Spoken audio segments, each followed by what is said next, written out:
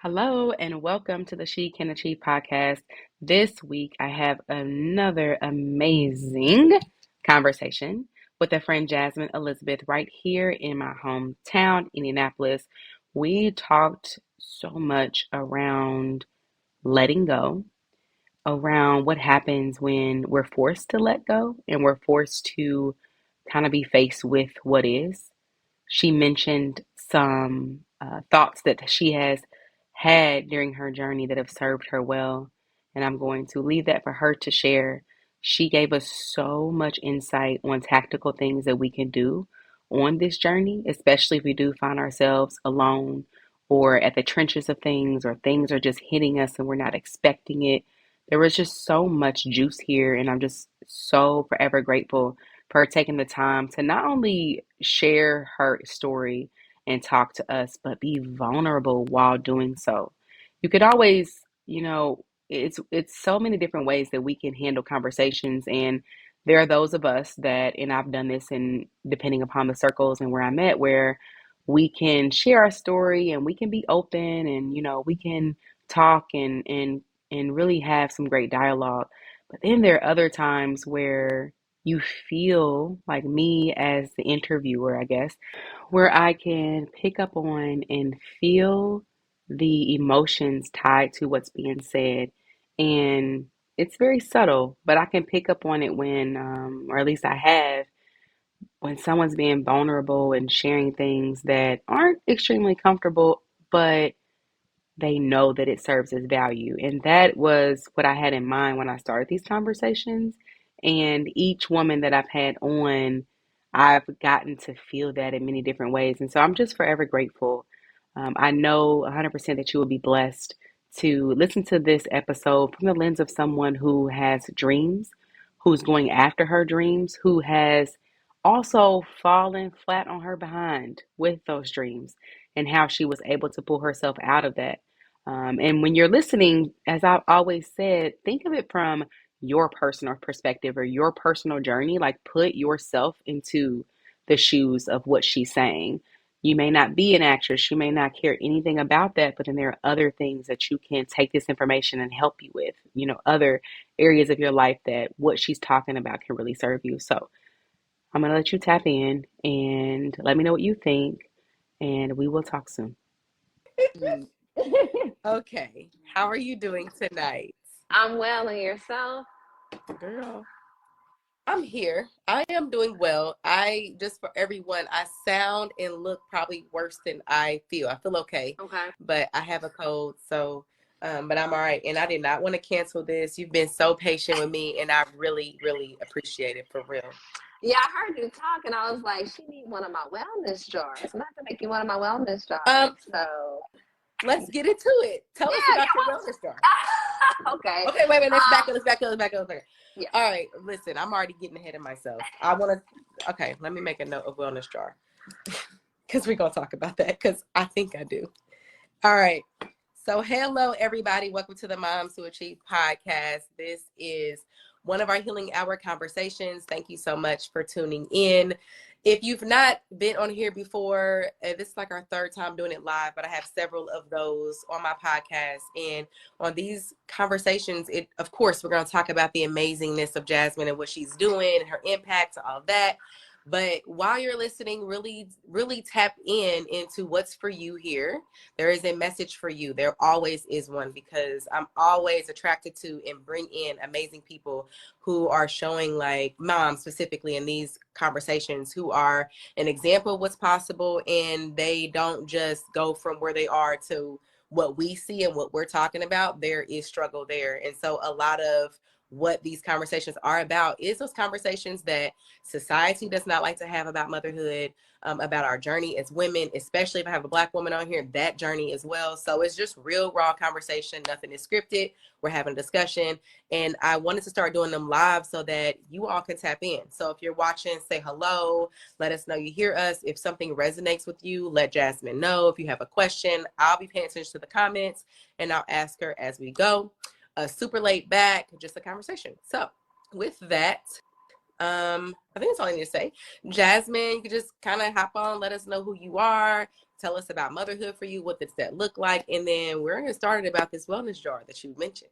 Yeah. Well, hello, everybody. My name is Jasmine. I am from Indy, born and raised here in Indy, East Side. Yeah. Did you say East Side? East Side. Yes. What? Yes. Yes, I am a mom. I have a 9-year-old son. His name is Chase. He is my only one. Wow. About me. I'm a mom in action. I'm a business owner. I am an actress full time. I work full time, but I'm me full time. So that's the plus. I am me full time. So yeah. But yeah, a little bit about me. I'm laid back. I'm pretty to myself, but I am a loving people person. I love people. I've always been a people person. But yeah, I love life. I love life. I love living, if that makes sense. And defining what that looks like for myself, and learning to define what that looks like for myself. So, yes. Thank you. Tell me your son's name, because it kind of broke up. Chase. Chase. Okay, I thought so. Because we'll be referring to Chase. And I'm a testament to what she's talking about, because it's absolutely true. When we met at the Inner Beating event that Cece had, which shout out to Cece, because right. I had connected just from that one event. I had connected with so many amazing women. Jay was on here. I connected with her there. So Cece, if you're listening, like, we're wanting another event ASAP. Right. We love you. We miss you. Where you at? Yes. I'll tag her in this. But I met you there, and was that before COVID? Actually, was it before? I feel like nobody was worried about masks then. Really? Yeah, maybe it was 2021. Maybe it was. You're right. Yeah, it probably was. It wasn't like 4 or 5 years ago. Okay, so we met after that. We met at it's called Inner Beating or Energy. CC hosted the event. We did beatings together. We like made our own beats and stuff. And there was lots of vendors. And Jasmine spoke there. You shared a little bit of your story. You did a little performance. And I remember, I feel like when I met you, that's when I really got serious about like women and friendships, and really started to hone in on like how important that was for me. I didn't really grow up seeing a lot of that. And so I was just like tapping into like what was like, whoa, it's a whole new world, right? Like there's women out there that I may have not met at school, that I may not work with, that I can like really just organically and energetically like exchange with and get to know. And so I was immediately attracted to you there, and you share some of your story. And I love, y'all, when she says she's a people person, she's down to earth, she chill, like literally she is not lying, which is weird to me, because those kinds of folks aren't usually out here acting and doing all the things. So at least I didn't think that, you know? So I would have to say that. Tell us about, we'll just get started with your wellness jars and go from there. And we'll talk about, you know, all the things you have going on and kind of mix motherhood in that. Sure. So yeah, a little about the wellness piece of me. I am a yoga instructor. I'm a mobile yogi. I like to go by mobile yogi. Anatomy Yoga Health and Wellness LLC. That's me. Been in business. This is going on my 3rd year. But yeah, I practice yoga personally. Way back when I just working a stressful job, needed something to, you know, I needed a way out. I needed something to help me zen out before I spazzed out. But yeah, I was like, one or the other. It got to be one or the other. But yeah, so, and I ended up YouTubing, you know, just a couple of sessions and got into it. And I'm like, you know what, maybe I really want to try to incorporate this. Fast forward, it became essential part of my day. Like maybe I didn't have time to do a 30-minute hour segment, you know, of just yoga, but just 5 to 10 minutes of stretching, 5 to 10 minutes of breathing. I started to notice how it impacted my day little by little. This was just like, you know, how I interacted with people, or people, because I was in management.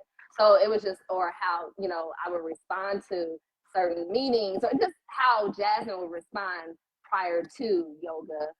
Not saying like that was the, you know, the savior of my, you know, mental space, but it did help carry me through, and it actually benefited me in so many ways, mentally and physically. I was my weight, I was overweight. Mm-hmm. I was, in my eyes, I was not eating healthy. So it really gave me a 180 of my life, how I ate, my relationship with foods.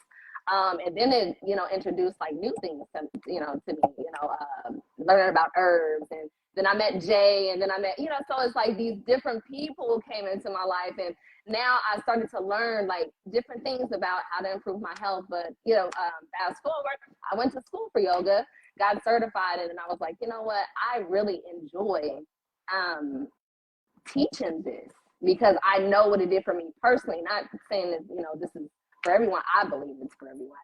But yeah.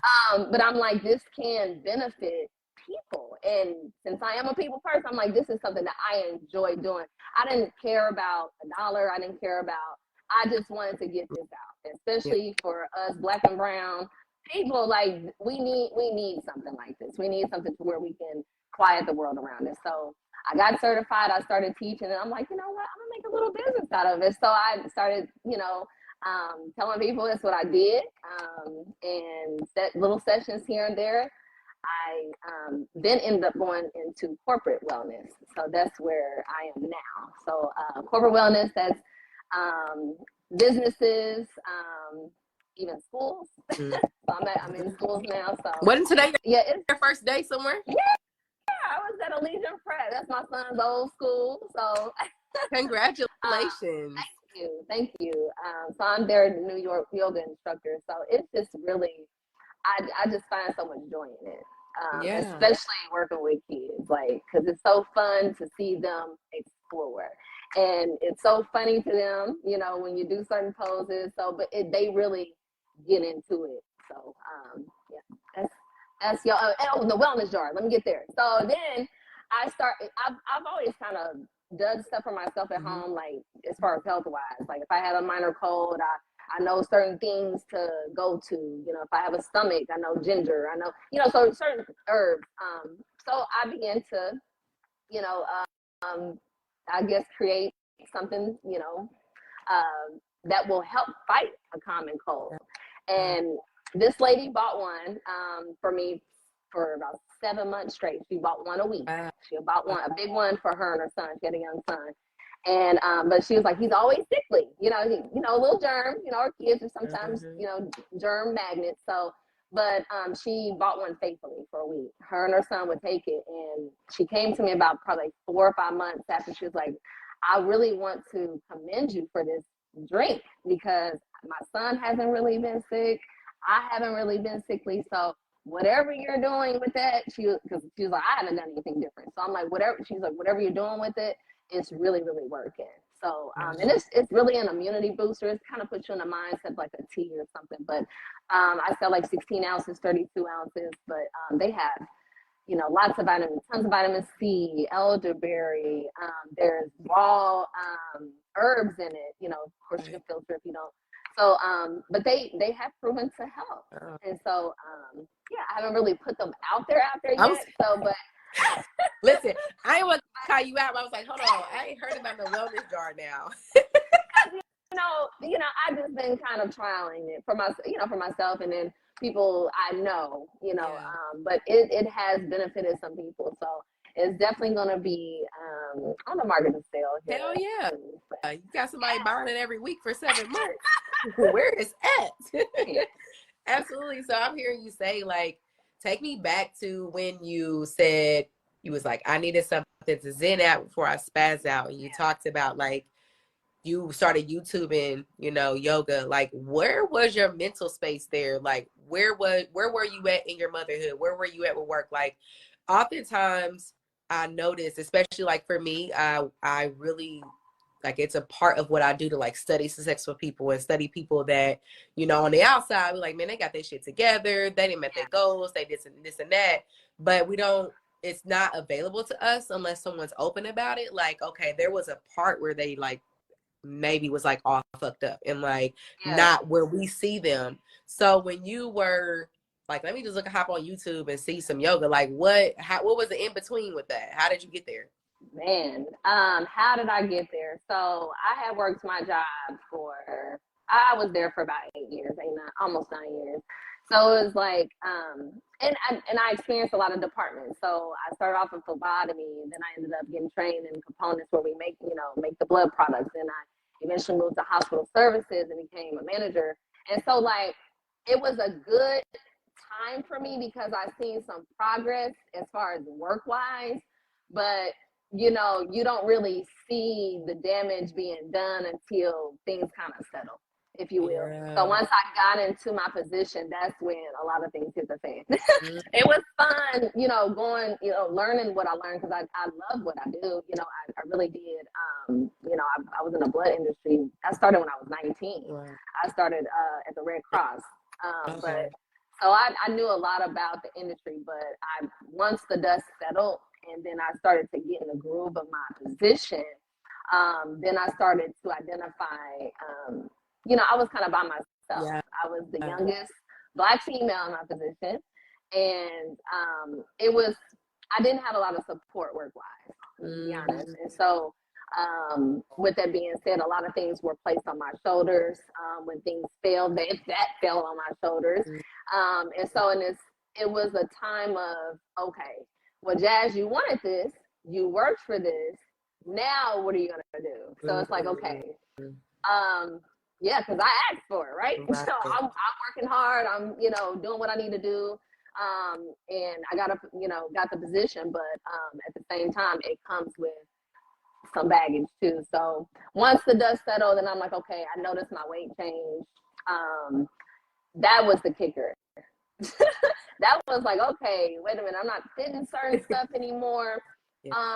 What's going on? And so that was pretty much like my first wake up call. Like, okay, I'm sitting at my desk eating on lunch,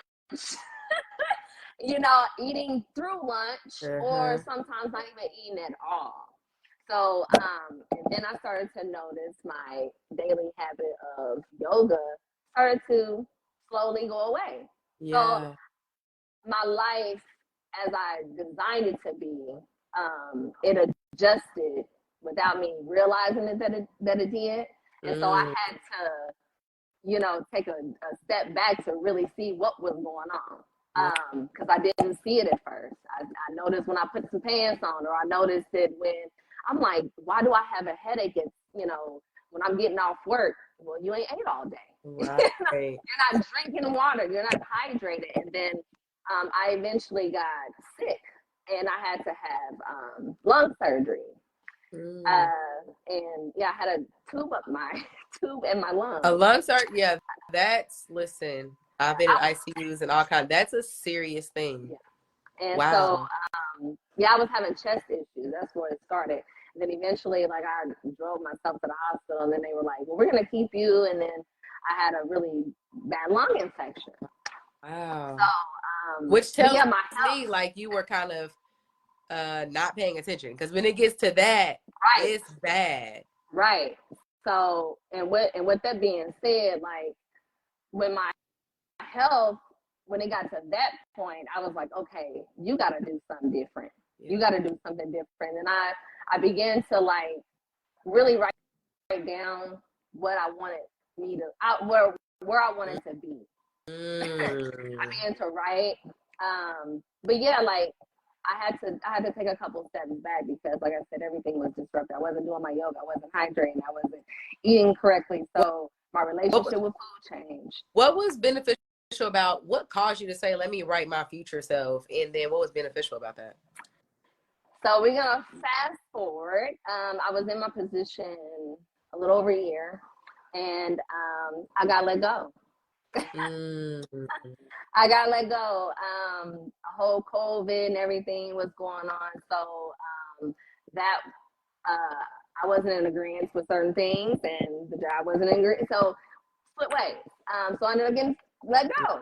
So you talking about you just started your business in the same year. I started my business 21 of May, and then got let go in August. Dang. 21. So that must have been, that you talked about that, I think, at the event.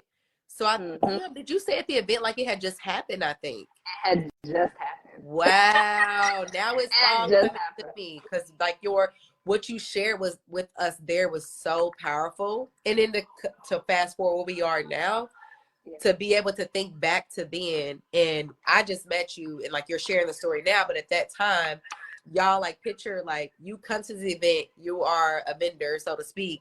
You share your story, you do some yoga practices. I remember you talking about your yoga business and you had just got let go. And on us, we're like, oh shit, she got her shit together. Look at, she's doing this, she's doing that. We're in all like the stuff you're saying and what you're doing. But I can imagine if you had just got let go recently that what we were seeing wasn't really what you was feeling. Exactly. Wow. And so it's one of them, and you know, I've always been that type of person to, I never knew what else to do but just to keep going. You know, and not saying that that's good either, because you got to stop and feel. So I got beat up a lot of times too because I did that.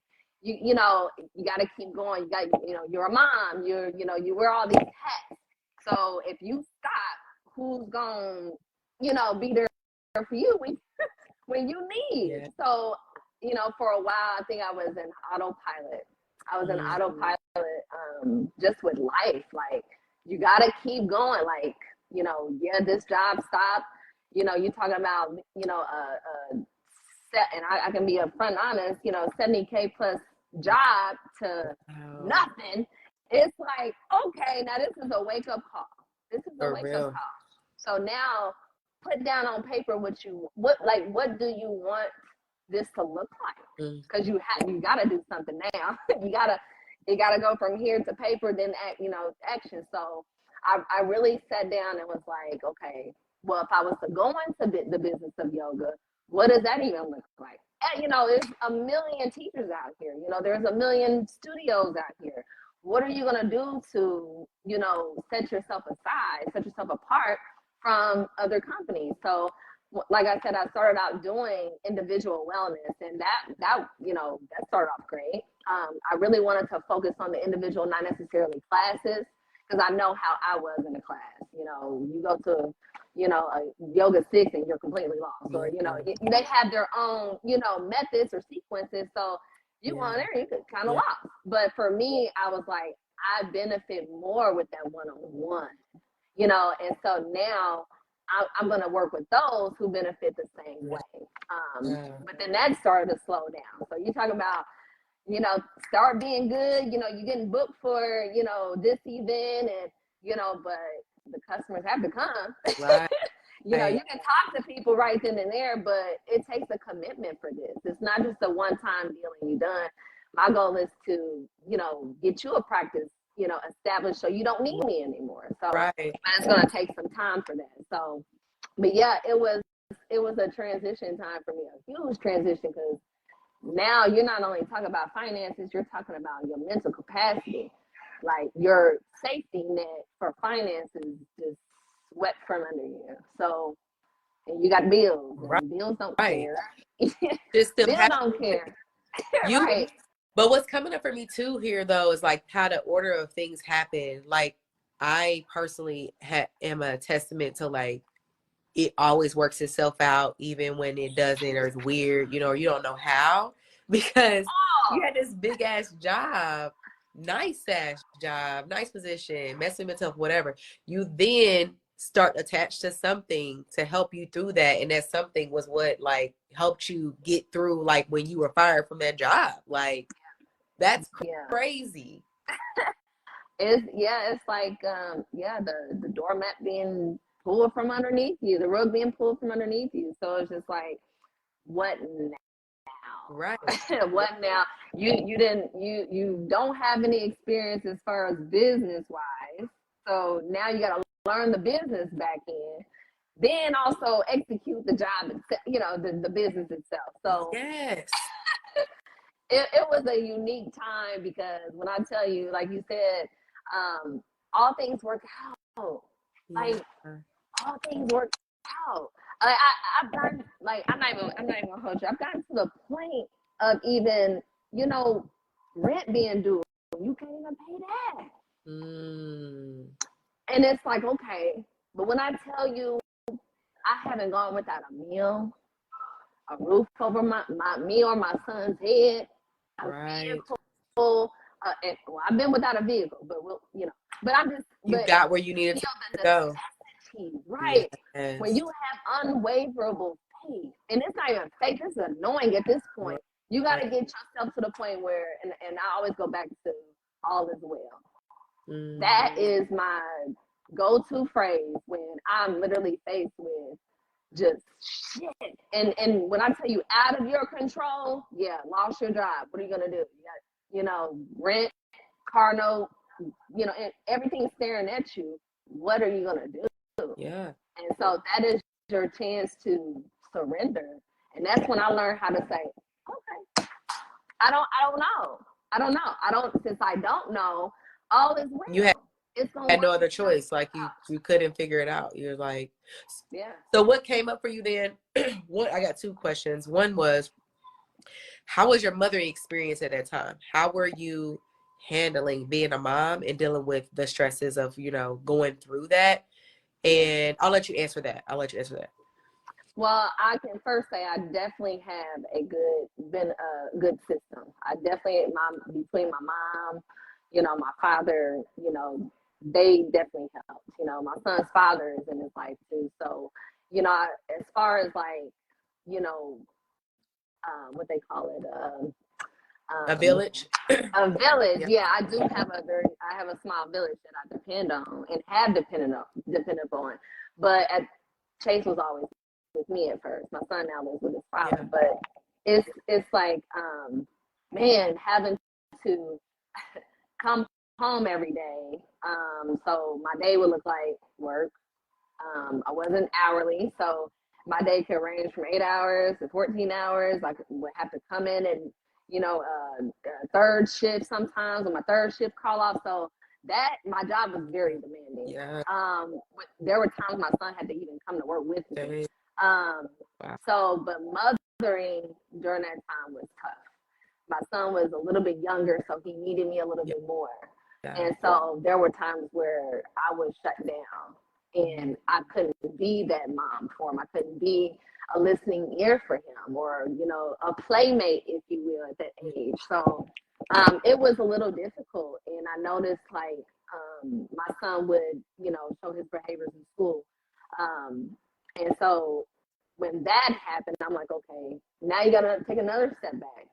And it's all of, I'll say, just navigation, because you can't really control every area of your life. But when something is highlighted, such as that, or like my son is, he's the only child, he plays by himself, but I can tell when he's shut down. Yeah. And so I notice that more frequently. Mm-hmm. And my son is like, he's a people person too. He's bubbly. So like when I noticed a change in him, that's when I was like, okay, like something has to shake, because now I'm seeing it bleed into my child, and now I'm fussing at him for not listening, and then it's really, it's a communication thing. Like I'm not communicating with him, so I can't get upset at him, when things aren't, he's acting out. Yeah. So it was definitely a trying time, because I never really like to call myself a parent. Like it sounds like it comes with a manual. That sounds really professional. I like to refer myself as a guide. I'm definitely a guide. My son is he's his own human being. Like now he's at the age of, he's aware, he's his own self. He's going to make his decisions. But I'm here to guide him. When you talk about parent, I don't think we know how to take that off later on.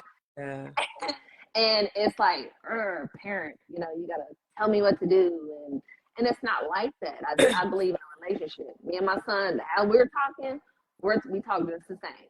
What's going on? Love that. How are you feeling? No. We're going to talk it out. If you don't want to talk right now, we'll talk later. So it's just the way that I raise my son. I try not to be a parent all the time. You gotta not befriend your kids. Yeah, friend. Yeah, you are your kid's friend, but at the same time, you have to be able to guide them as well, because at some point you got to take that off. I love that. I love that term, and I love it really too, because no matter how old your kid is, you can be that guide, and the guide also reminds you that Just like you go anywhere else and you have a guide, that doesn't mean that you got to go with what they're talking about. Like, it's a reminder to both of you. Yeah. I Yeah. love that. I've actually never heard that. Thank you for sharing that. No problem. It's like when I started learning about detachment versus isolation, like that's kind of where I kind of grasp that from, because it's like, you know, like I said, I don't think we ever take off that parent hat. You have to at some point, like, yeah, you teach her the yeses, the goods and the bad, but after a while, you know, they eventually start making their own decisions, you know, even like at the age of 5, whether they do something bad or whether, you know, do something good. They're still learning how to decide for themselves. And so, and I think that gives a sense of ownership and accountability too. Yes. Like, I made my son think, well, when you said that to that person, do you think that that was legit? You know, think that was nice? Do you think that, you know, did you think you got your point across? So like, and he knows how to, you know, absorb that and regurgitate information. Yeah, like really go internally to his, you know, own thoughts and reasons, and having that intrinsic, you know, motivation to do whatever it is that he's doing. When you were talking about how shit just hit the fan, and you're like, when you said surrender, I think is what you said. Yeah. And it sounded like for you, surrender was like you had no other choice, because like you said, I don't know, like it's just gonna have to work out. I'm not sure. Talk about like the characteristics or things that you saw in yourself, or looking back, that you had to move past the fears, any fears that you may have had with your business, and, you know, to continue on and take action even through. Because I know a lot of folks who are, I mean, everybody I know is just so creative in one way or another. But oftentimes, especially when we are used to safety, it's hard for us to step out there and take that, you know, that next step. And here you are like, I didn't have shit, I had to. Like, what's the difference there? Do you think that because of that being like kind of like a push, you had to do it? Do you think you would have still took those steps and still stepped out there if you had your safety net? Man, if I had a safety net, would I have taken those steps? Probably so. But would I have learned anything? Probably not. Probably not. You know, I believe everybody has their own unique journey, and uniquely mine has been one of them. Like, Jasmine, you gotta learn. You gonna some things you gonna have to go through the mud to find out. Yeah. But Yeah. I've also, side note, disclaimer, because of that, it was hard for me to ask for help. Oh, yeah. So part of that too, you can call it pride, you can call it ego. It was a two-street. Like, I was used to doing things my way, and doing things my way because that was really all I had. I would reach out, but then you'll find yourself, you still kind of there. Your problems are your problems. Other people have stuff going on too. So, you know, you just get to a point where that push eventually has to come from you. And it did have to come from me, because it was one of them people are kind of used to you doing it yourself too. Yeah. So I have hindered myself in areas of help because I was used to doing it by myself, and because of that, I didn't ask for help. And so I was here, you know, and I to attest for it, I was here recently in my season of help. So I learned how to ask for help. Yeah. And it isn't in a sense of needy, but I need this to be able to move forward. Mm-hmm. So but in my season of help, you learn how to, you know, surrender to that, because that was tough for me. It was so tough for me to be like, I need help. Why do you think that is? Used to figuring it out. Mm-hmm. Just you know, as a kid, I mothered young. You know, I mothered a cousin. You know, so like I was raised. I was grown early for my age. Yeah. And so very mature. So I had to learn a lot of things. I had to step into roles early on. Yeah.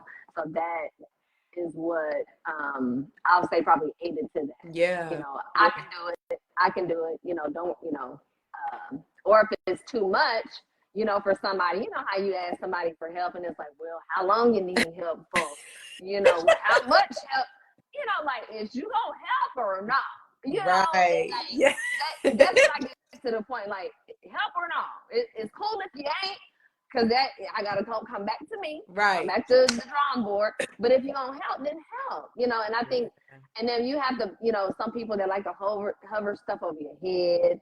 You know, so I think me being done certain ways at some point, different points in my life, I was just like, I'm not comfortable. I don't feel safe asking for help because somebody might hold that over my head, or you know, they'll be looking for, you know, the tit for tat thing, and people don't genuinely, you know, so it's like, okay, I'm gonna just figure it out. I'm used to doing it, so why not? Not saying it is good, but I've learned to ask for help too. So it took me as low as that to the point where I have nothing. I have to surrender.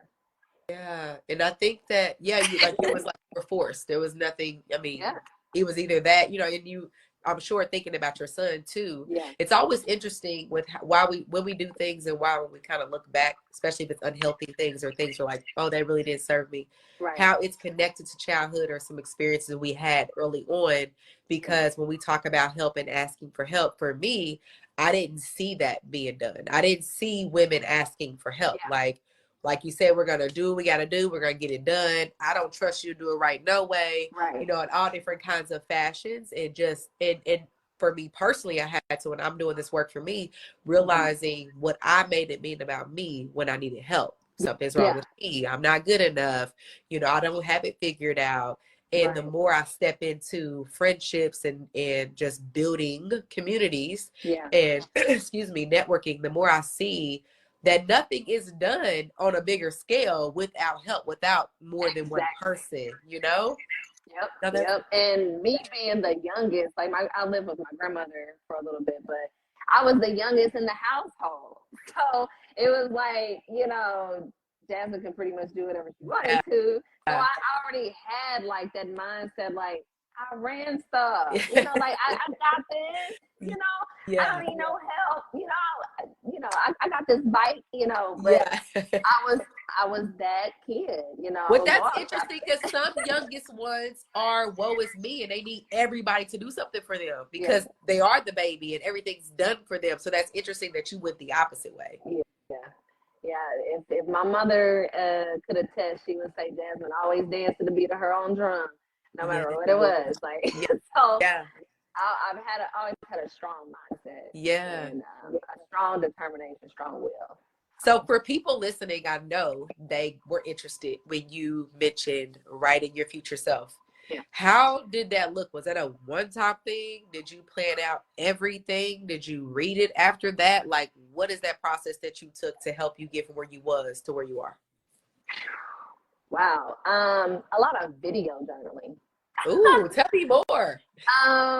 Yeah, so I love to write as a kid, got away from it, started to do it again, around the time when I was going through my crap with work, but then I stopped. It got on my nerves. I didn't want to write. I was like, you know what else can I do? I'm you know, there's a lot going on. I'm a private person when it comes to my private life, but when it comes to like sharing my experiences or, you know, whatever the case may be, if it's to aid someone else, I'm an open book. But girl, I just lost my train of thought. What was I talking about? It's okay. Your video journaling. Yeah, the video journaling. So, but yeah, and I got tired of writing. So I was like, you know what? I'm gonna start video journaling. I'm gonna start turn on this camera. I'm gonna start talking. Be on this phone anyway. You know, so it's like you be on scrolling, and so I set the phone up one day and I just started talking. I was like, well, this is where I am right now. And then after a while of listening to yourself, you begin to like, okay, you can break your own self down.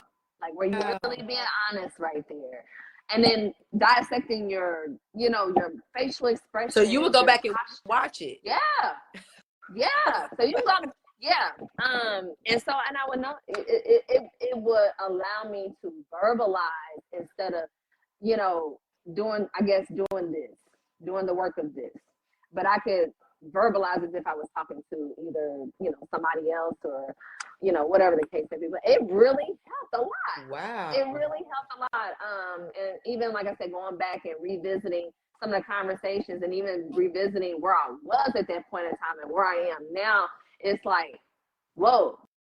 Yeah. And you even get, you yourself would even be like, damn, like, I really see progress, like even in short periods of time. Because when you go back and review yourself, we're all our biggest critics. So you start to really dissect yourself. Like, oh, that wasn't me that day. Look at my eyes. Like anything. Yes, for real. That was not me. So the video journal definitely helped tremendously. I've never heard of that. Ever. I guess maybe that's okay. So I guess you would call it then voice journaling. I do the voice recorder app. I'm constantly like having whole conversations, but I never looked at that as journaling or like some kind of therapy or like dissecting or go. That is very interesting. I'm so glad you shared that. Because a lot of us are not writers. A lot of us don't have time for that either. Right. And I love how you put the visual with it too, because you're right. You can look at you while you're talking and see like something's up, something was, why did you look like that? All that. If you in the midst of something, you can be like, you know what? Let me go in my office. I'm about to turn on it. I cannot stand when people do such and such. And then when you go back and look at that, you like, look at me talking about them. But I know for a fact when I had coffee earlier that day, I was got wow. So you start to like, okay. That's some self-coaching shit right there. That's what's up. Yes, I love that. Listen, you done gave us a gem with that one, like for real. And I'm doing a journaling challenge. So I'm taking this to that. Yep. I'm taking this to that. That's crazy. Thank you. So then let's talk about where you are now. Like you're acting, you're doing all this shit that I don't even think you talked about back in 2021. I don't remember that coming up. So where did that come from? How did that become part of your life? And what are you doing? Wow, acting. So I can take you back to the age of 5. Wow. That's when Waiting to Excel came out. Is it 1995, 1996? One of them. But anyway, so mind you, grandma's house is where I lived for a short, long period of time, I guess. But anyway, we were very movie oriented people. Like we watched TV from In Heat of the Night to I Love Lucy to when I tell you Golden Girls, a lot of a big genre. So, but yeah, like I was always a kid that mimicked very well. And so when Waiting to Excel came out, Angela Bassett was my, like, I used to always watch her. So they would be like, Jasmine, act out that part on Waiting to Excel, or, act out that part from such and such. And my little fake cigarette or, fake one of theirs. Everybody smokes cigarettes. Yep. Grandma smokes cigarettes. Everybody smokes. So, but yeah, I was that kid that portrayed, things that I saw on TV. I would mimic I Love Lucy, some are facial. So like it just grabbed a hold of me. But what's crazy is I never touched acting until I was 15. Oh yeah. Wow. So some time had passed. I played sports, did a lot of stuff in between, but didn't touch acting until I was 15. Stacey Embry. Hi, Stacey, Miss Embry. She was my 11th grade English teacher. Real quick, me and her did not see eye to eye first, so it was so unique. It was so unique. So we ended up getting close. She was a theater teacher, the theater debate teacher, and English. I was in dance at the time, so I was a trained dancer, and she proposed a part to me in The Wiz. That was my first ever production. Come on, The Wiz. Okay. So anyway, she gave me a part that was, I had these pants, yellow bricks on them. Ooh. I was the yellow brick road. So everything I do, Dorothy would do. So she was following the yellow brick road. I mean, the lady is a genius. Yes. So that was my first production. And ever since, like I was like, I think this is what I like to do. And then I got into Cats. We did Cats one year. And then time passed, worked a full job, became a mom. Right. then I got back into it with DeMarco. He gave me a small role when I first worked with him about it's like 6 years ago, 5 or 6 years ago. Hey, And, wow. yeah, so I would have like small roles, you know, here and there, and but I, you know me, I don't care who I am. If I'm an extra, if I'm just waving, that wave gonna be, you know what I'm saying? It's gonna be lit. It's gonna be lit. You gonna notice that wave.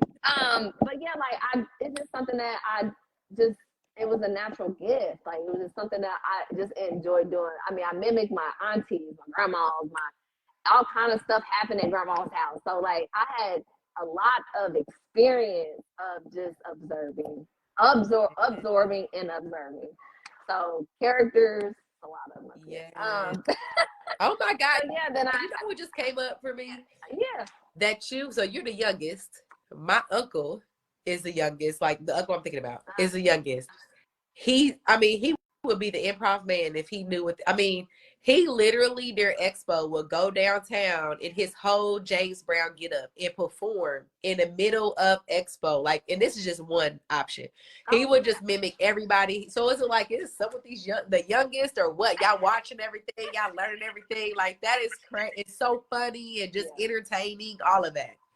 Well, I'm not the youngest, so in my grandmother's, I've had 5 brothers, but it's 2 different marriages. So yeah, I have 5 brothers. I am the only girl, but yeah, like in the household at that time, it was me, my older cousin Angelo, his mom, so our aunts, my grandmother. So a lot of women, you know. So so you always like to do that kind of stuff. When can you help us understand? Because I know you do improv, but I really didn't know. I still kind of like, what is improv? I know Man-Made. I met Star and Troy and someone else at a party gathering, a little kickback I went to last week. So freaking funny. I mean, I almost pissed my pants. They had me dying. I'm not playing. It was so straight face. I believed a lot of what they were saying, and then turned out it was all a lie. I'm like, what is happening? Yeah. Well, improv is just a comical variety of different sketches, skits, games, crowd participation games. But it's really, to me, learning improv, if you're an actor, learn improv. Really? even if it's a little bit, learn improv. What does it do for you? So improv, I started improv 3 years ago. So it's, I wouldn't say new. I'm pretty, in the game now, but even still in my career, I still feel like I'm still fresh to it.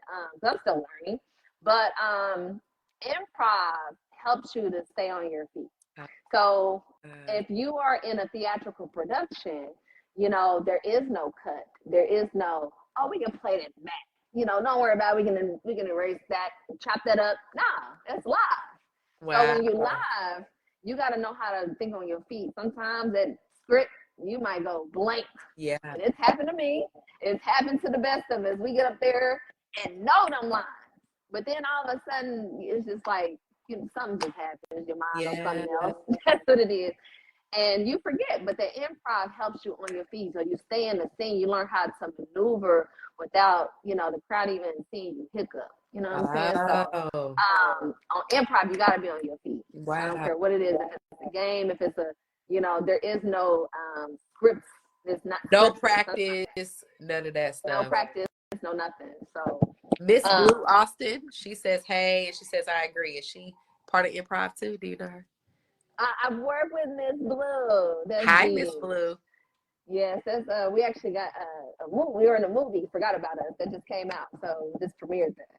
Okay, I can cut you off because I'm just like improv, acting, what's up? So you do improv like to keep your game up, keep you tight, keep you on your toes, and your actors think like that is something totally different. So yeah, it all correlates.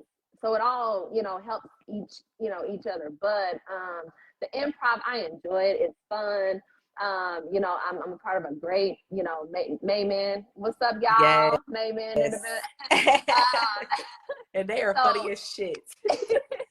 But it's family, it's family oriented. Like we really help each other grow. We all come from different walks of life. So not everybody in improv is an actor. Not everybody, you know, that acts can improv. So it's like you find your way, you know, within it. But I say give it a shot. I don't care what, you know, you don't have to be in it for the long haul, but if you have the opportunity to take an improv class, do so. Because that'll help you, you know, it actually, I feel like maybe I'm biased, but it really boosts my career a lot. Yeah. Like it really helps because, like I said, you stay on your toes, but you learn so much from other people too. Like, you know, from the audience, from your cast, you know, your castmates. So it's really. I think that when you're talking about it, I've actually never been to an improv show. I plan to. I know I have never, and I'm telling you, I had never even heard of improv. Like literally this year, maybe. I'm like, what is this? So I will be going because I'm like seeing y'all flyers, and I want you to talk about that. But what I'm thinking, I haven't been. You tell me what you think. Is that whether someone is into acting or not? Improv sounds like it helps you really to connect with yourself and kind of let loose and like be okay with messing up and connecting and all the things we're scared to do in real life. Yeah, confidence building. Like, you know, you got a big meeting coming up and you want to get comfortable with being in front of people and speaking. Girl, like that is let me sign up for improv right now. I need to be signed up. It's such a you know, a good way. It's an icebreaker for yourself. Like, you know, hey, let me get to know who I am underneath this shell, you know, and people would tell you, like, even those who come through, like, it's really helped them, like, in their personal lives, you know. We all go through stuff, you know, and just that moment of being able to take off the world for a minute, and ain't nobody judging you, you know, even if you say something off the wall, you know, we all gonna sit there and laugh at you, you know, laugh with you. Right. We might laugh at him. We might. But it's y'all know y'all laughing. It's so warm. But yeah, it's so dope. And you know, Justin sometimes has like open classes. So like, you know, if he posts that, definitely come out. And come to a show. You gotta come to a show. Come to a show. 100%. Hi Lena. Thanks for joining. She says, hey. Talk to us about your awards. Like, how did that happen? What are you doing? Like all the shows you've been in, like this is your platform. Tell us everything. Man, the award. Look, I'm gonna try to do this without tears, okay? Cause you don't need to do that without tears. It's a tear-free place. Fall off on girl. Girl, you do improv. Good plan. I know. I'm just put them back on. Wow, my award. So. About 3 years ago, I wrote down a speech. I didn't specify Emmy, Oscar. I just wrote down my speech. But it's always been a goal for me even to get to that level. I don't care what award it was, but it's just went. Okay, let me back up. I got the award. It was Best Supporting Actress in a Stage Play. For Her Lives, His Secrets, written by DeMarco Plays. Hi, DeMarco. Hi, DeMarco. And for the role of Delisa, and so which is the daughter of the estranged woman in the production who sent her daughter to. She wanted her to harm her lover, not kill him. She was killing him, doing 17 years. But I played that character. So thank you, Delisa. She's very dear to my heart. Me and her are. Yeah. But anyway, so yeah, I it was from my monologue actually. That's where it started. So we did 3 productions in North Carolina. Shout out to North Carolina, they are awesome. But yeah, and shortly after that, that's when I learned like I thought it was fake news, you know, whatever Trump be saying, fake news. He was like, yo, you nominated. I'm like, whatever. So yeah, man, went to LA, the Hopper Awards, and that was such a dope experience. I was literally living what I used to see on TV, you know, my favorite stars, and here I am walking the red carpet and camera flashing, and so it was all very surreal to me. Me being an ambivert. What's that? Oh. It's a new term. I found out, girl. So I'm not introvert. So I'm not quite introvert. I'm not quite extrovert. But ambivert is kind of that balance. So I can coexist with either one. Yeah. But I need a balance of both. Like I love people, but people meter be like, gotta go home. You know, so and then I recharge myself. So I do things to help recharge myself. Okay. How LA was huge. Got to see, you know, some other stars there. So Miguel Nunes and, you know, Julia Roberts' brother won an award. So it's just like, it was very surreal, rubbing elbows with people that you see on TV. Yes. Yeah, but Delisa and I connected, and I went in with a character. The play is going to be in January, I believe. So be on the lookout for that. Oh, okay. So you mean like you recorded it already? Like, what do you mean it's going to be in January? It's live. So okay. It's supposed to be this month, but we pushed it back to January. So. It'll be in Indy? Yes, it will be here in Indy. Her Lives His Secret. So y'all got to come see it because he rewrote this thing, and it literally puts everything into perspective. Like y'all will really be on the edge of y'all seats. He's bringing out other characters, and is this DeMarco too? Like, is this okay? And is he connected with improv, or is there two different things? So that's two different things. So Justin Bland has the main man improv, okay, and then Antoine DeMarco, he has the Her Lives His Secret. So the theater improv. I see, and so. So do either of them have anything for moms who may be listening or dads who have children that are into the acting or improv scene? Well, I know not yet for the improv. I know we're getting ready. I don't know if we're going to do something with some teens. Like we were for a second, we were getting involved with that. But as far as like getting involved, younger children into theater, he did do a not a casting call, audition. Okay. But there are opportunities that are going to come up next year. Like there's so many projects that are in the play right now. I can't even keep up, but I'm still writing them. Yeah. How do you even keep up with like your yoga practice and business and that you just work it in? Like you doing both. This is what I'm doing. I work it in. So business owner Monday through Thursday. I work a full-time job Wednesday through Saturday. In between time, I'm a mom. You know, I'm a mom, so I'm always a mom. But yeah, it tends to like balances itself out. You know, sometimes things run into each other, but typically things tend to work themselves out. But right now, I'm in a season that I call it overflow, honestly. But it's things that I have to do. Yeah, sure. But I'm so grateful because there was a point in time where I didn't have none of this. Right. I didn't have none of this. I was staring at eviction notices. You hear me? Right. Like my bills is stacked. My, phone off. There's a lot of things that people do not see.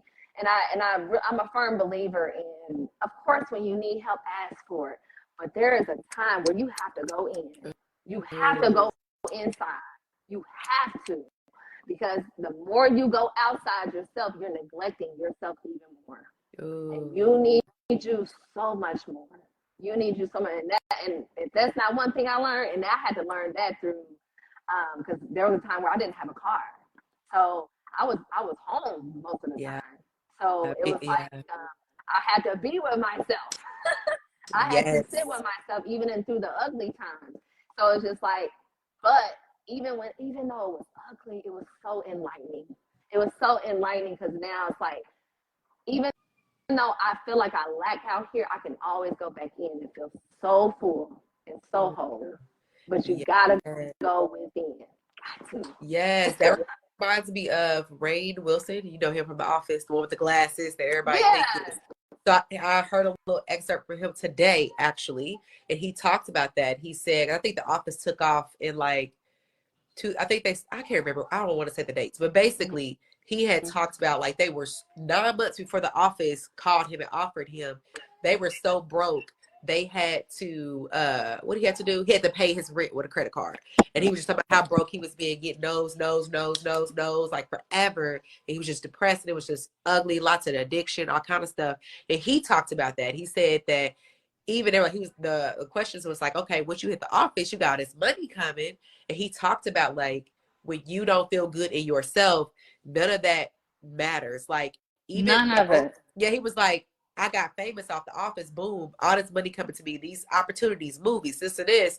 Everybody, Yeah. I love you, my son loves you. And it's like a couple years ago, did anybody know what you mean? And so he was just talking about like, no, I was still, it was like a rush because I had money, able to stay busy basically and all that. But he said you had to call me a few years after that in the office, still famous, still looking as though, you know, he's doing his thing.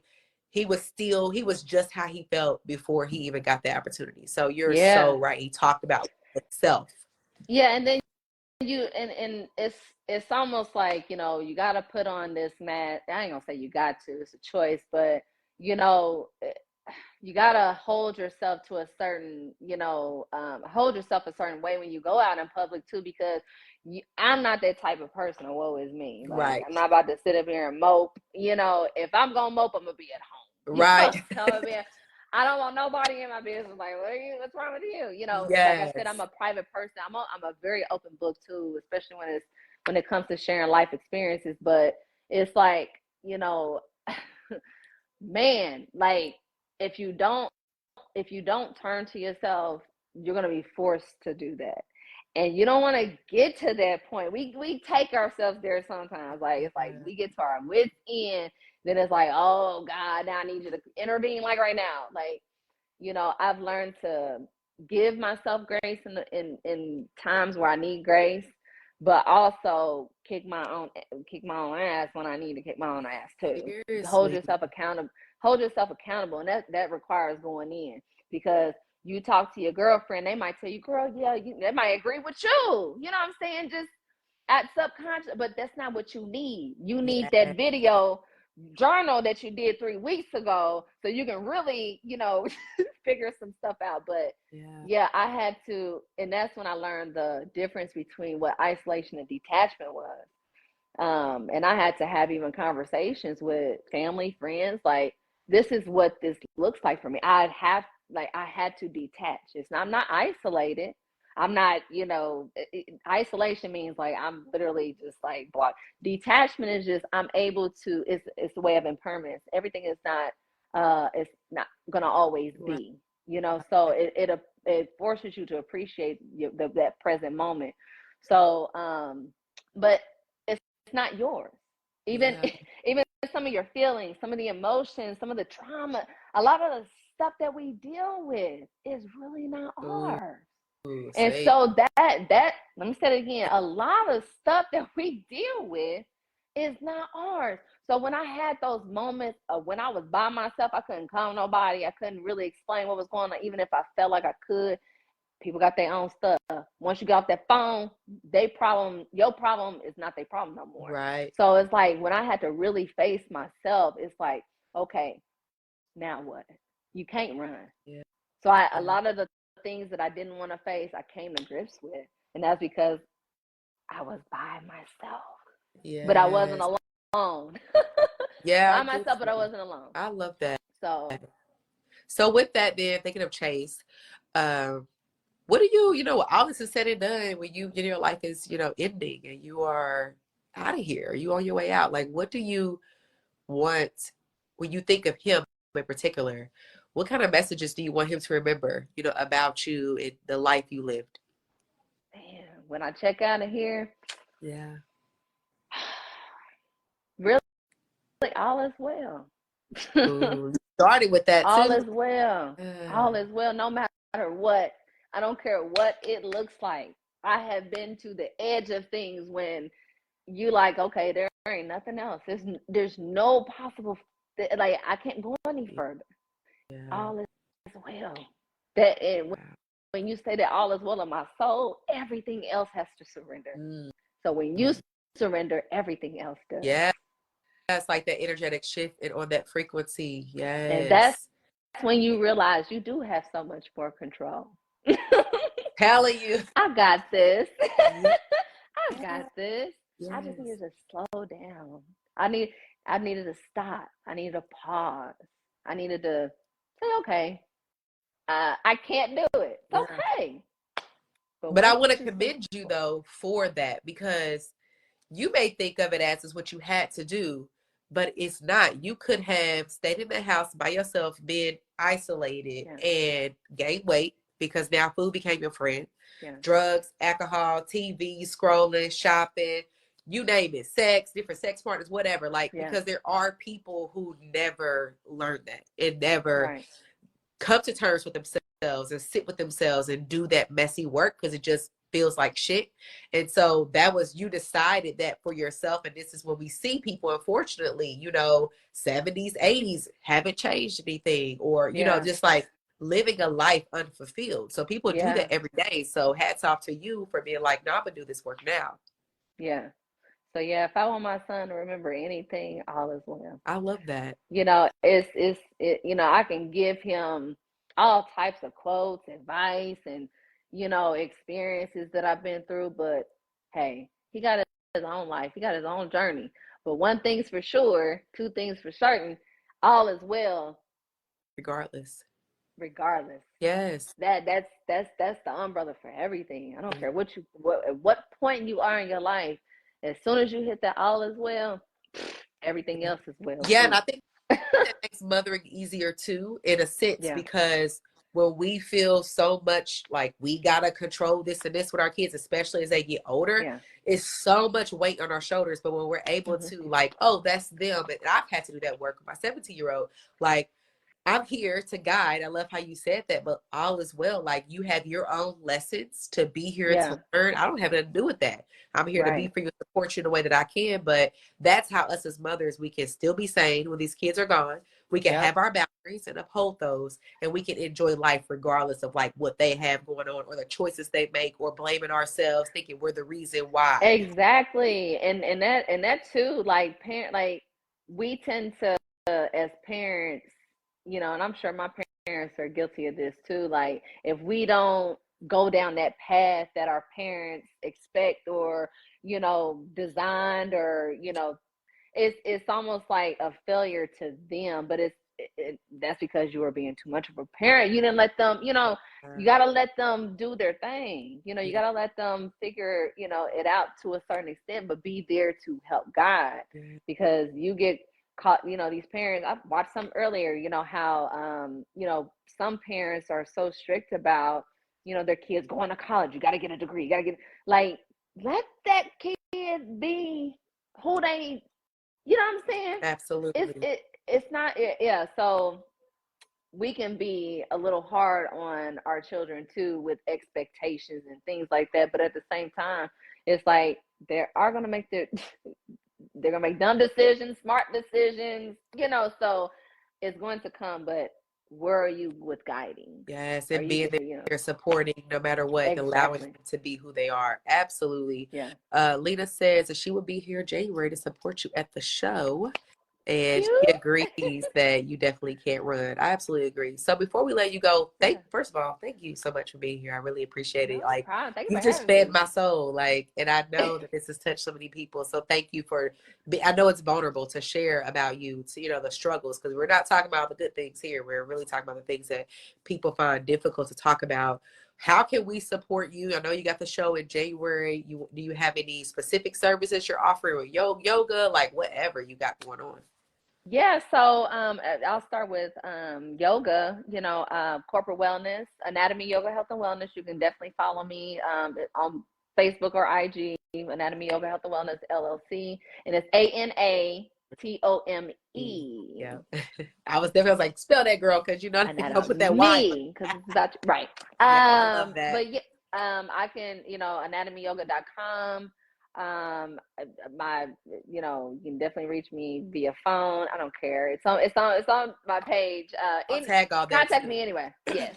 Let's see. Corporate wellness. Oh, mentorship. So corporate wellness, mentorship, special events, and yeah, those are the three. So mentorship, DCS. I've partnered with DCS Oh, agencies. done cool. some mentor work. Yeah. And then let's see, acting. We are taking a small break from improv. So I'll, whenever that comes back, I think December, we'll be on the lookout for maybe a December show. Definitely Her Lasting Secrets in January. What else is going on? Then there is Eric Washington. Yeah, so I'm Maggie in the play Maggie. Oh, So wow. yeah, so that happened. So that's going to be this year, I believe. I don't have a date though. I don't have a date. Ooh. So be on the I will put lookout for everything that. on the podcast link. I'll put all the links and everything. I'll put them in the comments, and I'll remember, excuse me, to go back to this and post when we do have the dates and stuff like that, so people can see that. And Oh, and then Amazon Prime, Unequally Yoked. My movie is on Amazon shut Prime, Unequally up. Yoked. So you can see you can see that too. Oh, are you for real? Yes. Checking it out. Thank you for sharing that. Absolutely. Y'all No check out problem. all that shit. Like Indy here with us, like we must support. And I'm just so grateful, like for you taking all of you moving past the obstacles you had to be where you are today. And it already has like equipped you with everything you need to move past the obstacle that we know are coming, because they come. It's a cycle. They Yeah. come and go, and we overcome, we become better, we become bigger, all the things. So thank you. Yolanda Crisp says, so proud of you, Jay. All is well. Oh, thank you. Thank Yeah. you. Well, thank you so much Appreciate for it. being here and giving us your time. We are here to support you 100%. And y'all, thanks for tuning in. We really appreciate that as well. Thank you. Thank you for having me. I definitely appreciate it. Absolutely. Definitely. Have a good night, and I'll see all y'all later. All right. Peace. Bye bye. Wasn't that beautiful? Wasn't it just awesome? So that wraps up this week. Thank you so much for tuning in. I would love for you to join the conversation and let me know through email info@reginasloancoaching.com, on the Facebook group She Can Achieve, or on my personal page, Regina Sloan, on both Facebook and LinkedIn. What you thought about our conversation, what stood out for you, and if you thought of anyone as you were listening to this conversation that you think it may be beneficial, that picked up on something, or there's something for them that didn't come to you for no reason. So definitely share this with them. And I look forward to putting out another episode here soon with another beautiful woman. And I also have some solo episodes of things that I want to share with you all. So have a beautiful week.